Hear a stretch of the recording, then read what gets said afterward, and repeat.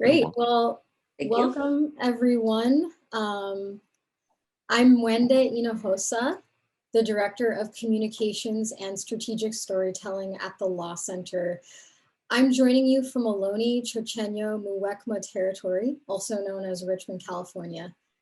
Please feel free to introduce yourselves in the chat with your name, your pronouns, and where you're joining us from. I just want to say thank you to you all for coming to our Know Your SB 1079 Rights workshop. We have 8 awesome presenters today. First up, we have Hope and Christine, who are legal apprentices of our Radical Real Estate Law School. We also have Tia and Alejandra, who are our staff attorneys here at the Law Center. And we're really excited to host Tishawn from the California Reinvestment Coalition, Jen and Amy from the California Community Land Trust Network, and Leslie from Urban Habitat. Finally, a big thank you to our ASL interpreter, Susie Call. And just a reminder to our presenters, please remember to speak at a good pace for Susie. All right, I think I'm gonna throw it to you now, Tia. Thank you. All right, welcome everyone. My name is Tia. I am the Director of Legal Education at the Law Center. And we have a super packed agenda today, but in a nutshell, we're going to go over the history of foreclosures, the history of the new law called SB 1079, which is also known as the Moms for Housing Law. We'll go over a case study, some strategies, some policy efforts, and a call to action. We'll have a brief guide on how to buy foreclosed homes for our community, and then hopefully we'll have time for a Q&A, but if we don't, which we might not, you're all free to come to a legal cafe, which we hold 3 times a month here at the Law Center, and I'll give you a link later on. So let's start. At the Law Center, my coworkers and I have been trying to figure out how to ban land grabs, because we believe housing is a human right and land should be owned by the community. We think it's scandalous that for every American living on the street, there are 13 empty off-market units. And in Oakland, where our office is based, there are nearly 4 vacant properties for every homeless person. And we also know that fighting land grabs isn't just about fighting homelessness. Land grabs also threaten people who are lucky enough to be homeowners. Researchers have found a correlation between foreclosures and hospitalizations for hypertension, diabetes, anxiety, and even attempted suicide. So what is a foreclosure? Okay, a foreclosure is a legal process in which a lender, usually a bank, attempts to recover the balance of a loan from a borrower who has stopped making payments to the lender. And they do this by forcing the sale of the home, which has been used as collateral for the loan. And there are some rules that lenders have to follow before foreclosing. One is they have to, try to explain your options to you if you're the homeowner. And then they have to give a notice of default. Then they have to give a notice of trustee sale, which is what we usually call an auction. And they have to do this before 20 days before the auction. Then the auction is held and the trustee takes bids and the property is sold to the highest bidder, or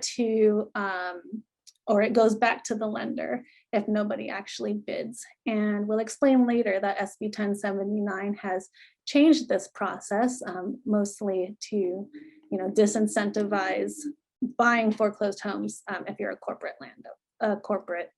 landowner. And during the 2008 financial collapse, we saw the greatest loss of Black wealth in modern US history.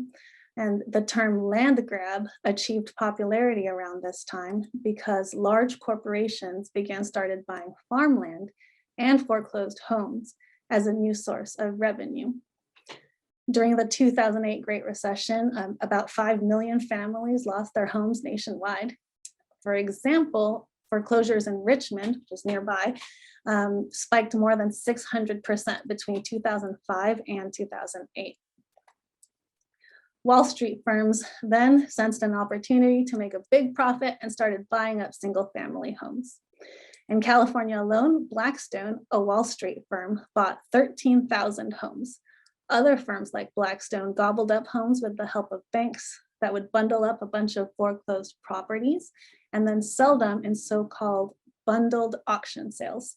That's why there are so many vacant homes, creating artificial scarcities and increasing rents. And now, while we're in a pandemic and a looming economic crisis, companies like Wedgwood are going on spending sprees.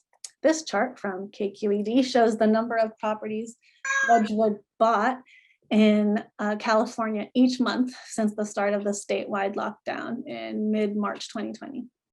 Last year alone, Wedgwood funneled at least $152 million to purchase 276 properties throughout California. And so their game plan is just to buy single-family homes at foreclosure auctions. They paint them a few shades of gentrifier gray, and then they flip the homes for a profit. This is Greg Geiser. He founded Wedgwood in 1985, and he calls house flipping hot and sexy. And he says that every day, and he says this very proudly, every day they cover every foreclosure sale from Denver to Seattle, up through Idaho, down to San Diego. And many people have lost their jobs during the pandemic and are not able to make the rental and mortgage payments. So I'm going to turn it to Hope to give us some ideas on what we can do. Take it away, Hope. Hi, everyone. My name is Hope Williams. I'm with the Sustainable Economies Law Center and an apprentice for Radical Real Estate Law. So we at the Law Center helped to draft SB 1079 in California. The bill was introduced by Senator Nancy Skinner, who was inspired by the direct actions of Moms for Housing. And as you might remember, Moms for Housing went up against Wedgwood, an incorporation that Tia brought up earlier. It is an exploitative real estate investment firm based in Redondo Beach that claims to be a leader in the field of distressed residential real estate, specializing in the acquisition, rehabilitation, and resale of single-family homes, otherwise known as profiting off of evicting tenants.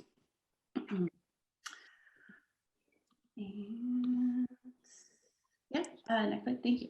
So SB 1079 puts people over corporations, and the policy would slow down land grabs by making outside investors wait for an eligible bidder to decide whether they want to put in a bid after the foreclosure auction. So instead of automatically going to the highest bidder, a foreclosed home could go to an eligible bidder instead. So SB 1079 defines an eligible bidder as a tenant buyer, prospective owner occupant, or other eligible bidders may submit a bid or non-binding notice of intent to bid. Other eligible bidders include cooperatives, land trusts, and other nonprofit organizations. SB 1079 also prohibits the bundling of properties for sale at foreclosure. As we mentioned earlier, during the recession, banks would bundle a bunch of foreclosed homes and then sell them to investors. That means they'd sell the properties at a discount, but regular families wouldn't be able to afford it because who's trying to buy a bundle of houses at the same time? SB 1079 makes it such that banks must sell properties one at a time. If they want to sell at a discount to move properties more quickly, then everyday people are now more likely to be able to compete. Eligible tenant buyers can purchase the property if they match the last and highest bid placed at the trustee auction. Eligible bidders may be able to purchase the property if they exceed the last and highest bid placed at the trustee auction. If you think you qualify as either an eligible tenant buyer or eligible bidder, consider contacting an attorney or appropriate real estate professional immediately for advice. There are 3 steps to exercising this right of purchase. 1, 48 hours after the date of the sale, you can call for information regarding the sale or visit the website. Use the file number assigned to the case to find the date on which the trustee sale was held, the amount of the last and highest bid and the address of the trustee. You must send a written notice of intent to place a bid so that the trustee receives it no more than 15 days after the trustee's sale. Submit a bid so that the trustee receives it no more than 45 days after the trustee's sale. So simply put, let's say that I am an eligible tenant buyer. I contact an attorney because I need help in navigating the process. I go to the website or call the phone number. I use the file number to find the necessary information. I send a written notice of intent to place a bid in 15 days or less after the sale. Then I submit a bid in 45 days or less after the sale. And then boom, I'm on my way to becoming a homeowner.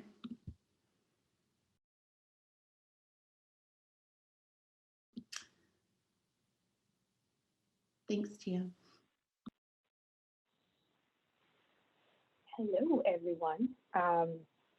Again, my name is Tashawn Jones. I am the Racial Justice Training and Organizing Manager with the California Reinvestment Coalition, also known as CRC.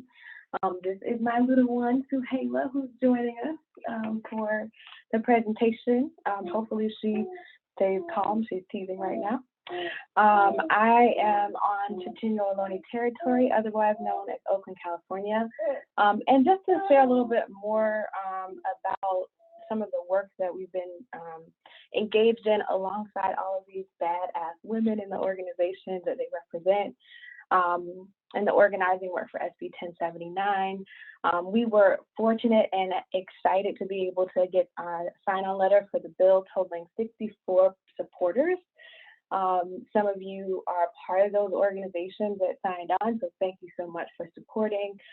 We're really excited about this because it's like the first time success for the right to purchase. So a really, really exciting victory.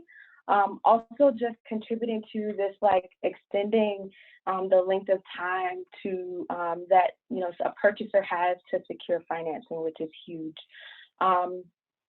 So right now, the way it looks on the bill, the property cannot be resold before 12 months from the purchase date.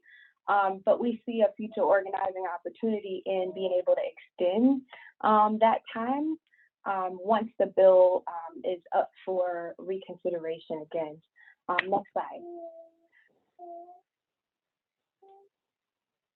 So here is just a copy of the support letter that we were able to capture.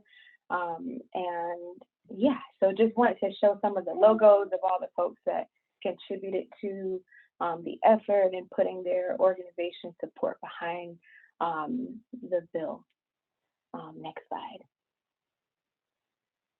And just a little bit about CRC's work. So it's kind of in our name, reinvestment. So a thing that's central to our work is really protecting the Community Reinvestment Act and looking at locally, how do we hold banks accountable to really meeting those requirements and really working on behalf of local community and reinvesting in community and really undoing the history of redlining. So most recently, First Citizens Bank announced a $16 billion community benefits plan within CRC, which we are a member of the National Community Reinvestment Coalition.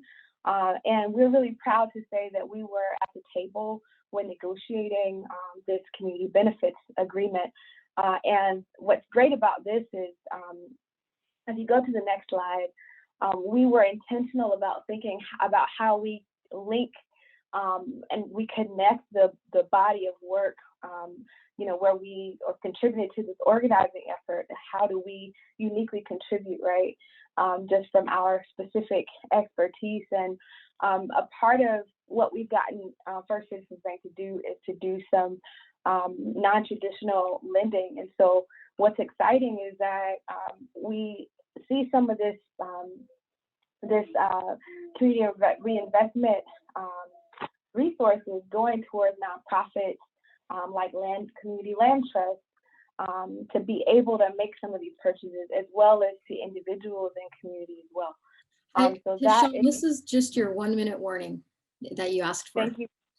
Okay, awesome. Thank you. And so we're excited to see how we can, along with, I'm excited to hear what Amy has to share as well, the state funding that we're looking at, trying to get that budget ask passed. We want to see many opportunities for, leveraging funds for these purchases of property. And the last slide is just a quote from our Deputy Director, Kevin, really just reiterating how we are pleased with, this commitment from First Citizens Bank to meet this moment in which our community is really struggling and, meeting those commitments from these institutions. So thank you all for listening, and I'll pass the mic. Hi, everybody. I'm Christine Hernandez, and I'm wearing a couple hats today. I'm a legal apprentice with the Sustainable Economies Law Center and co-director of the Radical Real Estate Law School at Selk. I'm also a member of Jocelyn's Corner, and I live in a BACLT owned property. So thank you so much for the opportunity to share this story. We're still very much in the middle of it, but I want to say congratulations to Jocelyn Foreman and her family, who executed the first successful SB 1079 purchase in partnership with NCLT just yesterday. So it's still fresh. Jocelyn is an amazing woman who's dedicated her life to the service of others. She's a mother of 5 and a grandmother of 3. She has 20 plus years as an employee with the Berkeley Unified School District. And her roots are in West Oakland, but she herself was born and raised in Berkeley. She stands on the shoulder of giants. Her mother was Ethel Murray, a woman who was a fierce activist and advocate for the Bay Area youth, with a focus on young women and girls. So the successful purchase of Jocelyn's property came about because of a number of reasons. One was SB 1079 was an option, and second, Jocelyn was determined to know and assert her rights. In addition, a group of her friends and colleagues called Jocelyn's Corner recognized the emotional labor involved in the heavy lifting and volunteered to support her efforts. The movement, in addition to that, the movement was really rooting for a successful SB 1079 purchase, so that we could unpack it and make sure that it's understood and accessible to as many people as possible. And then also Jocelyn agreed to allow her story, struggles and victories, warts and freckles, to be shared to illustrate the need for SB 1079 acquisition funding. I know her well, and so I know that she would not have been inclined to do all of this if she didn't know and understand that it was also in service to others, because that is like a core, that's the very core of who she is. And so it has been challenging, as you can imagine, to make so much of your personal information public. But she did that knowing that in doing that, not only did she have the best chance possible of securing this home for herself and her family, but that others could benefit by understanding her story. So I will say that I've worked really hard to stay focused on the positive aspects of the story, but I do feel like it's important to note that Jocelyn's former landlord engaged in a number of strategies to have her unlawfully evicted, ramping up efforts as each auction date approached. This included multiple police civil standby visits and involved verbal notices of eviction that were never actually executed. I share that to just take a step back and say, it is incredibly hard to hold possession when all of these different things, like foreclosure is an emotionally wrought experience for some people. And I think the reality of it is that a property brings in more money at auction if it's vacant. And so that motivates a homeowner or a property owner to take whatever measures they feel, to take whatever measures they decide to try and remove and reclaim possession of that property. And so I do feel like that's an important piece to put in there so that we can all recognize how hard it is to even get to purchasing. So as many people know, well, okay, I'll back up it a little bit. Christine, I just want to give you your 1-minute warning that you asked for. Holy cow, how'd that happen? Okay, we started this effort by attending the auction, and it was postponed several times. And then on March 4th, we didn't actually anticipate the auction moving forward, but it was cleared at the very last moment for sale. It was remarkable and unfortunate that there were two, not so remarkable, but two very competitive bidders, and both of them represented investment companies. And so we were hoping that the bid would stay, that it would sell for a little bit maybe over what was owed, but instead the prevailing bid was $600,000, which is a considerable amount of money. And so we spent at least 2 days kind of processing this reality and feeling really defeated by it. But then we quickly stepped to action. We made sure that we did what Hope was talking about, and we executed the notice of intent to place bid within the 15 days. Once we did that, we started our fundraising efforts. We worked quickly to grow Jocelyn's Corner, bringing aboard partners like SELC, the Meikle-John Civil Liberties Institute, and others. And then as a group, we met 2 to 3 times weekly with Jocelyn and stayed in constant communication. And we designated roles and then recruited people to support where we had gaps. It was our initial intention to raise the money for purchase and then engage CLTs and East Bay Permanent Real Estate Cooperative to kind of court them and to find like the best partner that really suited Jocelyn's needs. And she had expressed a desire to have support around stewardship because this would be a new experience for her. And so that was our desire and intention. But raising $600,000 was an incredibly difficult task. So we set about engaging partners and discussing the possibility of collaboration. But we really needed to demonstrate that we had the ability to bring something to the table. And so it did take us some amount of time to do that fundraising that I mentioned. We were able, though, once we had a commitment from NCLT, we were able to lower our fundraising effort to $100,000, which we achieved yesterday. What? It's a lot of money. I know I'm going over time. Your people are giving their time to you, Christine. So I just restarted the clock for another 5 minutes. So feel free. Thank you. So yeah, yesterday we reached that milestone, that goal of $100,000. There are so many different pieces that are challenging in this. We just, as a movement, are not yet set up to make use of this opportunity in as meaningful of a way as it needs to be. So that includes, accessing funding in the timeline necessary, that 45 days. And one of my co-presenters was talking about their efforts to make a change to that. And that will be critical for taking full advantage of this opportunity. All kinds of things came up, like concerns around not being able to find a title insurance company who's willing to insure title on the property because it's a foreclosure, and then also because it's a foreclosure that happened during a moratorium. And so there are all kinds of challenges. We'll need many more tools to make this accessible, but we're well on our way. And I think that that's incredibly exciting. And then I'll share too that we met our goal yesterday of $100,000, and Jocelyn's Quarter decided to be bold and brave and increase that goal to $200,000. We also were able to identify and get commitments from foundations in the amount of $72,000, which is considerable. So we're almost to that $200,000 goal.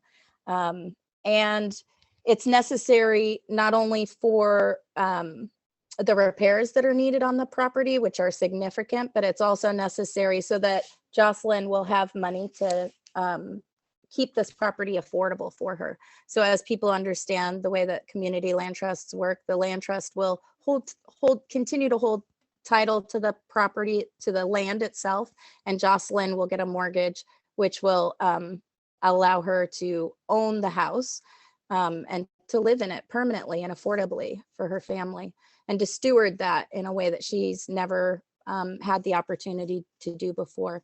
So I'm just so full of gratitude and joy, but also I'm full of gratitude to Jocelyn, you know, for allowing her story to be shared in such a transparent way, for allowing herself to be so vulnerable with her struggles and her victories.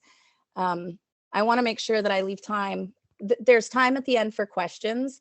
There are lots of pieces that I'm sure I left out. For example, it was necessary, of course, yesterday for us to issue payment, right? And when you're purchasing a foreclosed property, whether it's through the conventional system or if it's through this mechanism, you need to be able to produce cash. And so that's what we were able to do. Yesterday, we mailed off through FedEx a $600,000 cashier's check, which is just mind-blowing to me. We believed that it was possible. We knew we didn't have a roadmap. We knew where we were and where the destination was. And collectively, we held Jocelyn's hand while she navigated all of those different pieces. And so yeah, yesterday, along with the check, we also sent the bid, and that was the final piece that Hope had mentioned. And we are just eagerly awaiting, because Quality Trustee Company, I'm looking at the time, they said that, you know, once they received the bid, they would turn around the deed and get it in the mail via FedEx, so that, I mean, in theory, Jocelyn will be holding a deed to her property tomorrow, which is remarkable. So thank you all. And thank you for my fellow presenters who sacrificed some of their time. I appreciate you. Thanks so much, Christine, for telling us about Jocelyn's Corner and for all of the work that I know you did to help make this happen. So I wanted to pick up a little bit on what Christine started to point to in terms of what our movement needs to actually implement this new law and keep building around this kind of preservation and acquisition strategy. I'm Leslie Gordon. I work for Urban Habitat, and I'm also a board member of the Northern California Land Trust. And I want to talk a bit about some work that I've been involved with in Oakland with the Oakland Preservation Table to think about you know, some of the framework that we can bring into SB 1079 implementation, the work that we've already done to start building this preservation infrastructure, and then also start to look towards what needs to happen next. So this preservation table came together several years ago. It's made up of ACE, Causa Justa, APEN, Oakland Community Land Trust, Public Advocates, and Urban Habitat. And we came together to build relationships between tenant organizing groups, community land trusts and co-ops, and affordable housing developers. So the thinking was, the idea was, if we bring together tenant organizing and capital to acquire homes that tenants have identified as being at risk of losing their affordability, we can keep these homes affordable to low-income communities and communities of color, and we can improve building conditions. And just as important, we can pull land and housing out of the speculative market and out of investor portfolios in many cases, and bring them into community ownership, and in some cases even offer limited wealth building opportunities. So we saw this work as important, and I see, you know, SB 1079 fitting perfectly into this, as it's a direct anti-displacement strategy. It really stabilizes people in place in their communities and their networks and their neighborhoods. And it's also a power building strategy. And I want to reiterate that piece because I think the power question really needs to sit at the center of our discussions about the housing crisis, about speculators' bad practices, and about solutions to these problems. Because we don't want to just work together to provide affordable housing. We really want to shift power to BIPOC communities so that people have agency over their housing and their neighborhoods. So just to say quickly, Over the last several years of working together, ACE and OakCLT have worked together to acquire 6 single-family homes and 1 fourplex in East Oakland. And in some instances, ACE tenants and organizers organized to pressure the seller into selling to the land trust. So we know that this model works, and we also know that it can be hard and slow work. So we've also been working together to increase funding for these acquisitions, to increase technical capacity to make them happen, particularly across the public sector, and also to keep doing community education so that people understand that this is an option for them and something that they might want to pursue. So SB 1079 is an important new tool to expand this kind of preservation and acquisition work.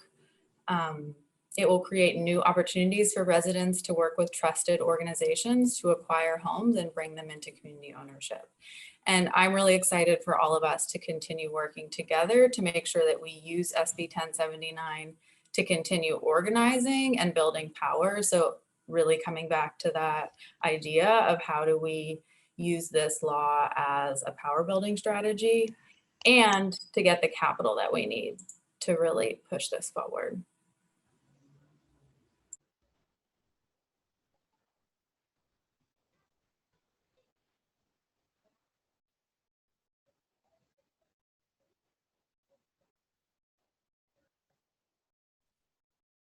Hi, everyone. My name is Amy Heinscheich, and I am the co-founder and partner of Wildcat Consulting.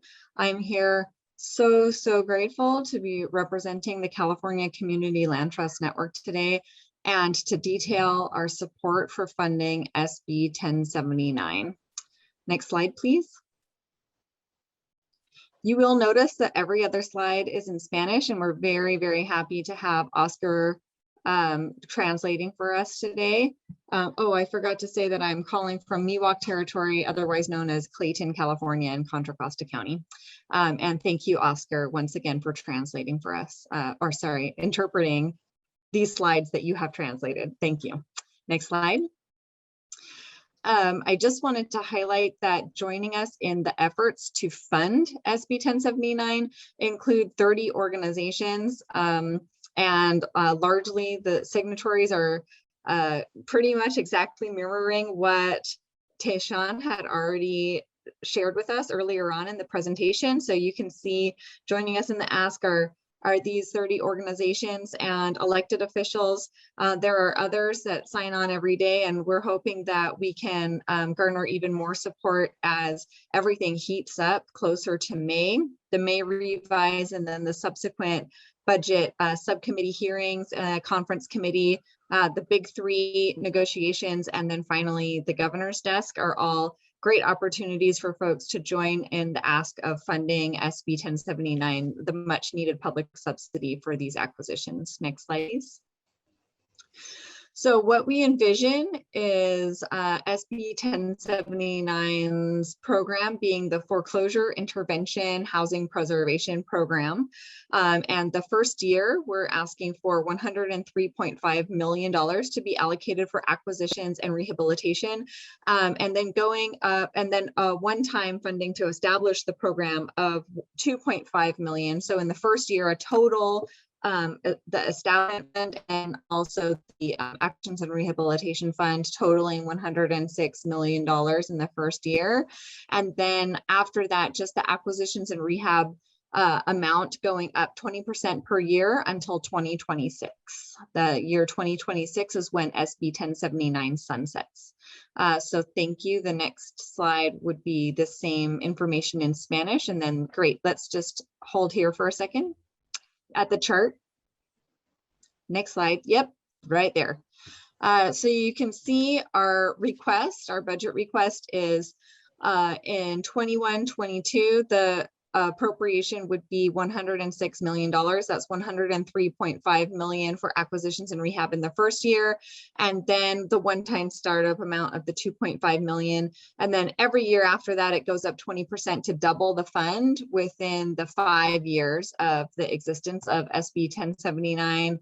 Obviously, by that time, we're sincerely hoping that we have the opportunity to demonstrate the necessity and the great use of these public funds. So that would then show the need to enhance the program and to continue it on after the sunset date, and to continue the funding also after the sunset date.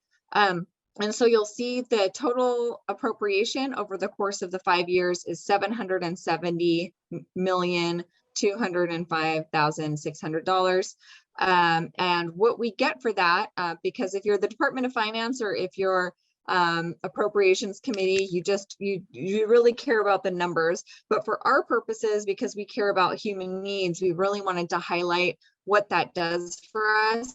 So because of the ability for community members to purchase the structures on top of the CLT lands, we believe that the cost per unit will be in the range of $208,918, which is much more bang for the dollar than you would get if you were doing ground up construction for affordable housing. And so it's really great use of public money.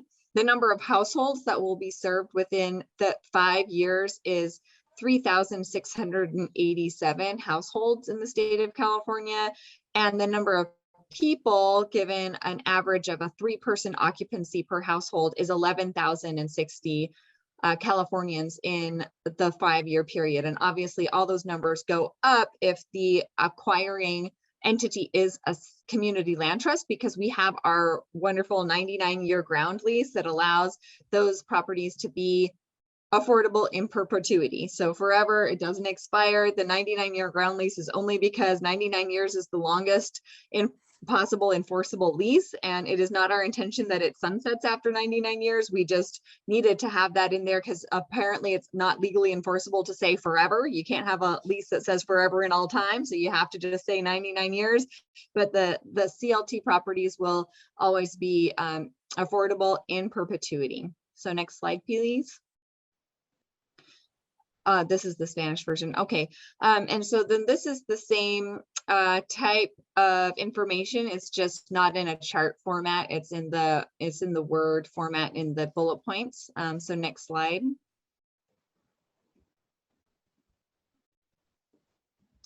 So I just want to share the fact that California is in a housing crisis, and this funding will actually help with the foreclosure crisis that we're on the cusp of right now.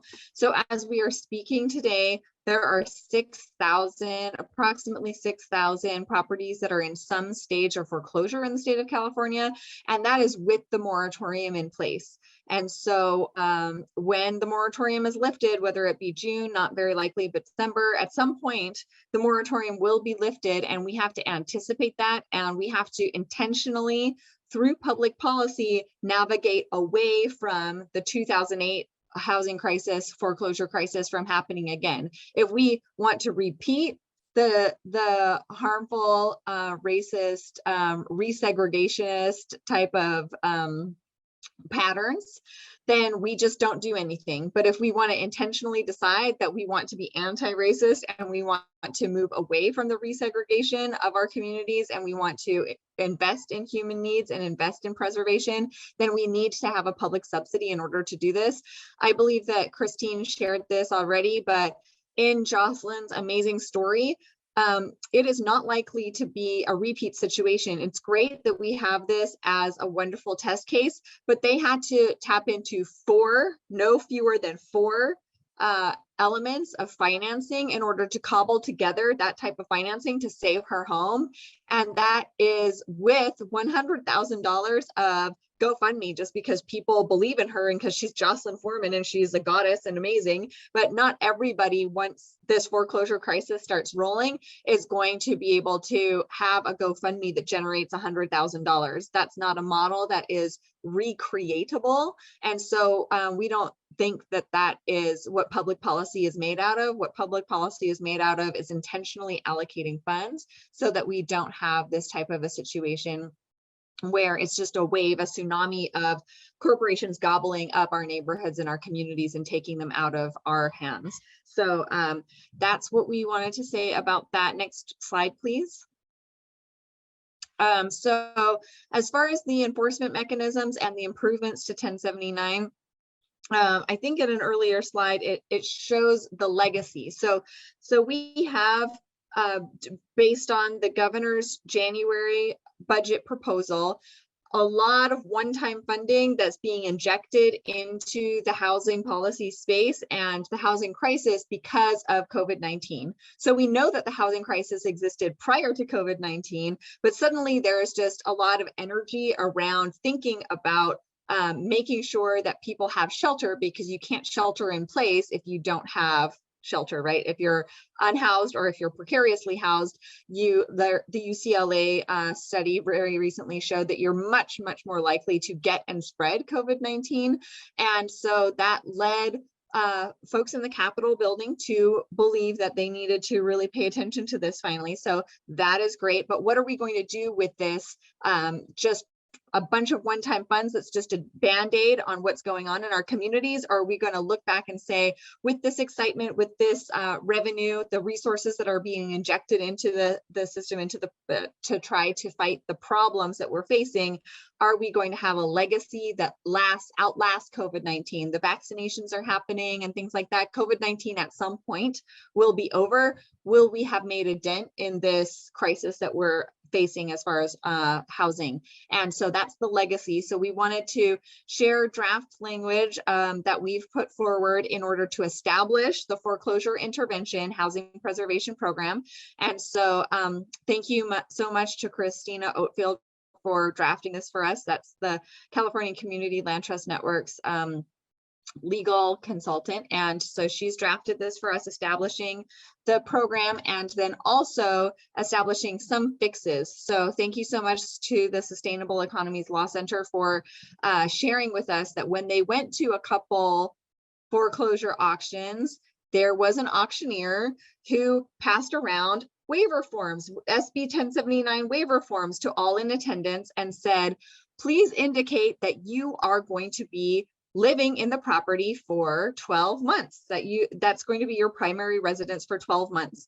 And one of the attendees to the auction, as most of them were not there for themselves, but in fact, bidders on behalf of large for-profit corporations, they asked, well, I'm here on behalf of the bidder. Do you want me to forward this to the actual bidder? And the auctioneer said, no, don't worry about it. Just sign it. Just sign and certify that you're going to be occupying and making this property your residence for 12 months. And so that would be fraud if that individual had signed it, turned it in, and had no intention at all of doing that. We would not be able to prove that until we see what properties are lived in and what are not, and what are being held vacant, dilapidated, and blight on our communities while there are homeless individuals living right across the street from them. All the things that happened during the Moms for Housing amazing activism will likely be created if that's the case. And so we do have to enforce this to make sure that that is not something that we see on a massive scale. Of the auctions that we've been attending, that's the only one that we saw a 1079 waiver form being distributed to all the people in attendance. But that doesn't mean that it's the only place that it's happened. It's just the only place that we've seen it happening. And so to anticipate that some bad actors were going to try to recreate that model and try and get out of 1079, game the system, so to speak, we did include enforcement mechanisms in our draft language, but our budget trailer bill needs to be enacted for that those loopholes to be closed. And so that's why we really appreciate the 30 folks, 30 organizations and individual elected officials who have signed on to support our budget trailer bill and the accompanying budget ask, the funding, because that's how we're going to close the loopholes and how we are going to also get the funding that we need to acquire these properties that when the foreclosure crisis it gets going, when it gets going, we're not going to have folks responding in that wonderful way to the GoFundMe's and to the KQED article in the press, because that by that time it won't be news anymore. It'll just be steamrolling us. And so we also do have a portion of AB 1375, which is Assemblymember Bloom's bill, that will also have the enforcement mechanisms inserted into it, and we'll just go with whatever goes through first is what we're going to do. We're going through it through multiple angles, and we thank Assemblymember Bloom's office so much for inserting the fixes and the enforcement mechanisms for SB 1079 into AB 1375. That's very, very helpful. Next slide, please. And that's the Spanish version. So what do we do? What do we do? That's the call to action part. We have a petition. Besides having your organization contact us and sign on to the sign-on letter, the organizational sign-on letter, you as an individual can go to our website. That's CACLT Network. That's CA as in California, CLT as in Community Land Trust Network.org, and click on the support SB 1079 button. It obviously doesn't mean support actual SB 1079 because that passed last year. It means the SB 1079 funding, the funding for SB 1079 button right now. And those messages will go to all the important people that need to hear them, to Governor Newsom, Pro Tem Atkins, Speaker Rendon, Budget Chairs Phil Ting and Nancy Skinner, Budget Subcommittee 4 chairs, that's Wendy Carrillo and Ana Caballero, and they'll all hear that we need to have the public subsidy to acquire these properties and to rehabilitate them for our communities and to get them out of the hands of the Wedgwoods of the world. And that's what we really need to do. We only have 100 messages that have gone on so far. And I know that there's more than 100 people that care about this. I know that if you reached out to your neighbors and your residents, your family members, your coworkers, and other like-minded allies, that we could get more than 100 folks to sign on to this petition. The moment somebody clicks, then it just goes over. And our goal is to get over 600 messages. So we really, really need to amplify this. It's not good enough to just have 100 when there's a foreclosure crisis that's going to be affecting millions and millions and millions of people. So there we go. Just typing in to note the time. Okay, I think I'm all done. I had questions. The next slide was questions, but I think that we're all done, and we'll take questions at the end. Thank you.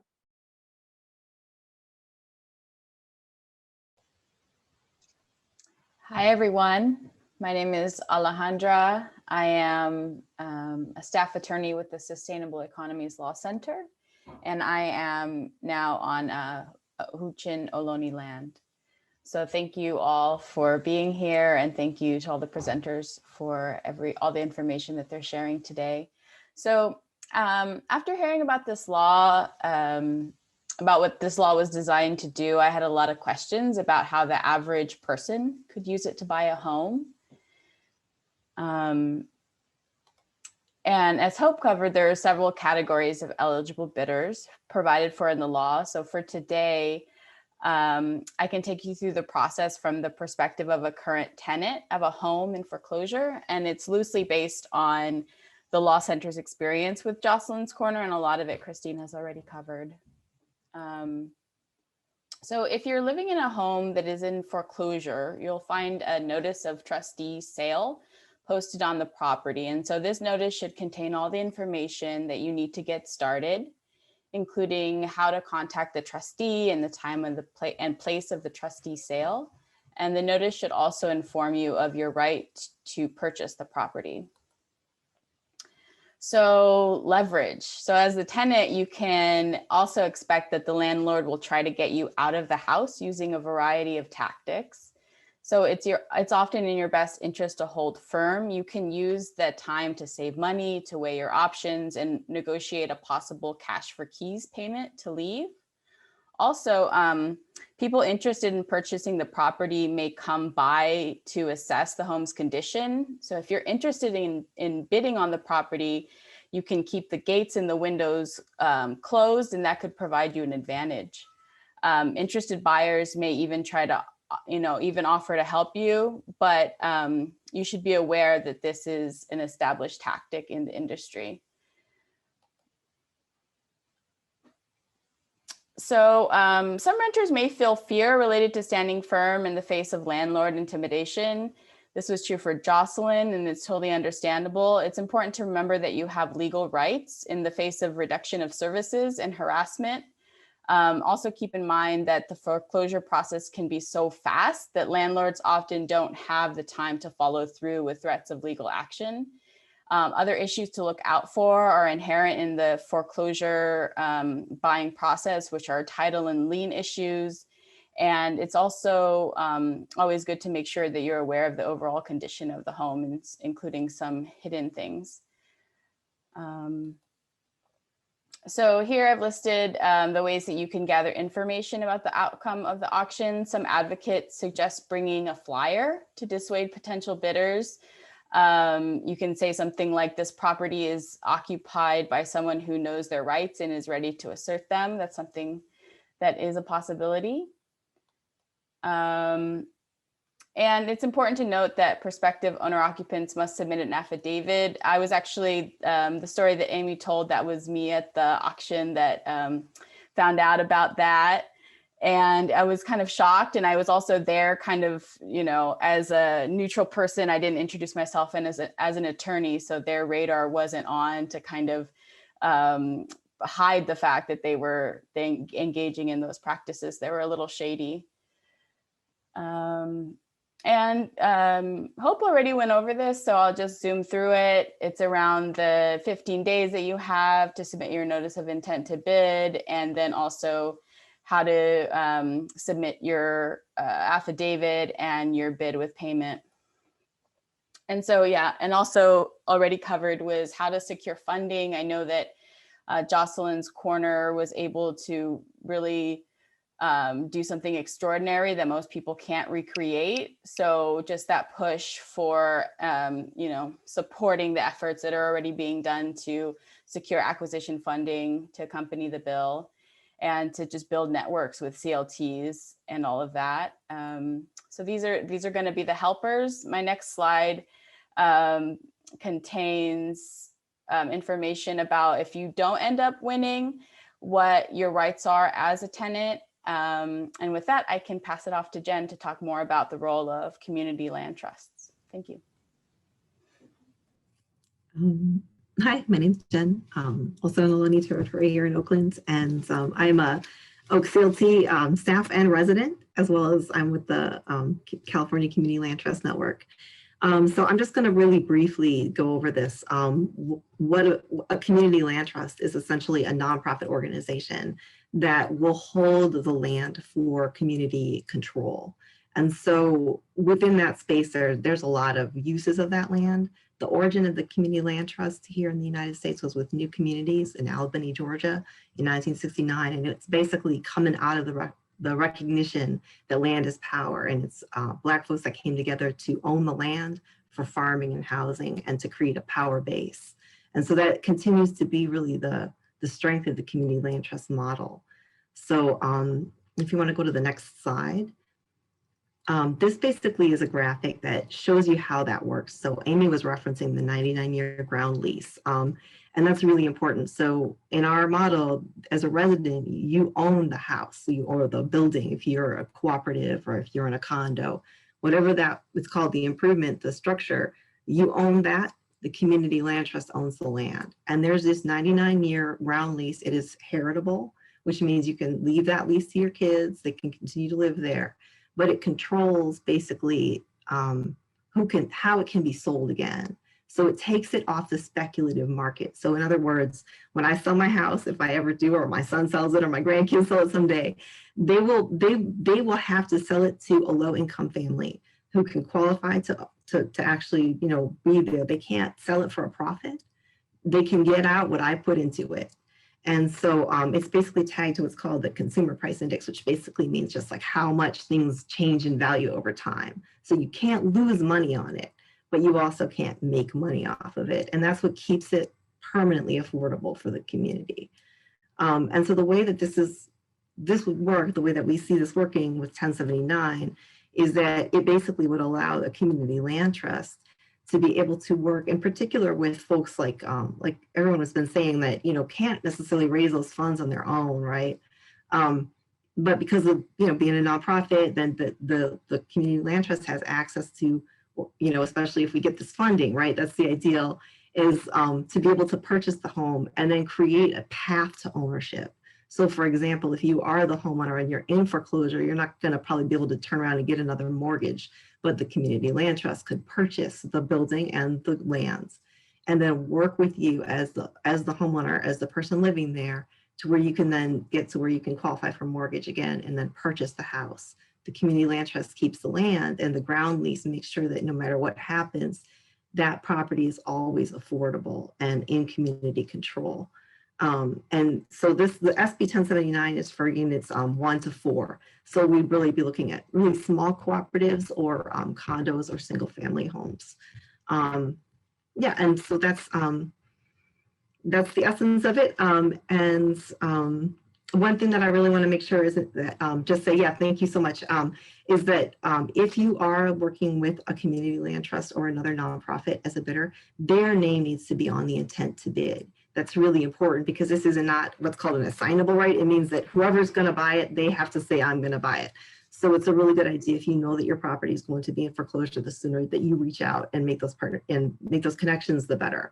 And also just to reiterate, like the funding is so important because, you know, you're looking at, you know, $600,000 for a single family home. That's going to be really, really hard to make that work on a big scale without funding. But this is the hopeful part of it. So Leslie was talking about how some of the ACE members were able to save their homes and Moms for Housing as well. So these are some of this is Norma and some of the other ACE members who were able to actually fight against the investor who owns their homes and basically pressure that investor to sell to Oakland Community Land Trust. So now they will become homeowners within the land trust. And so really that is the center that this power can come together and transform land ownership and really bring it back into the community. So thank you.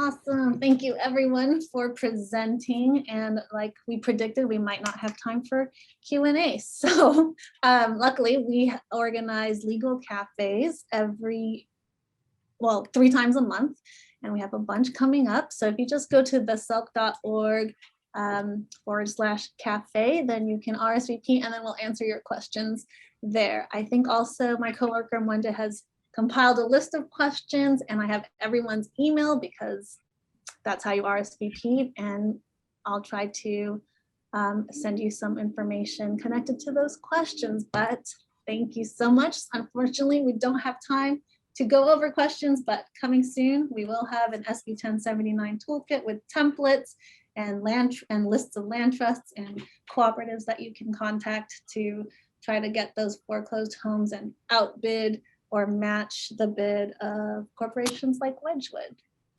Thank you, everybody. I'm going to stop sharing.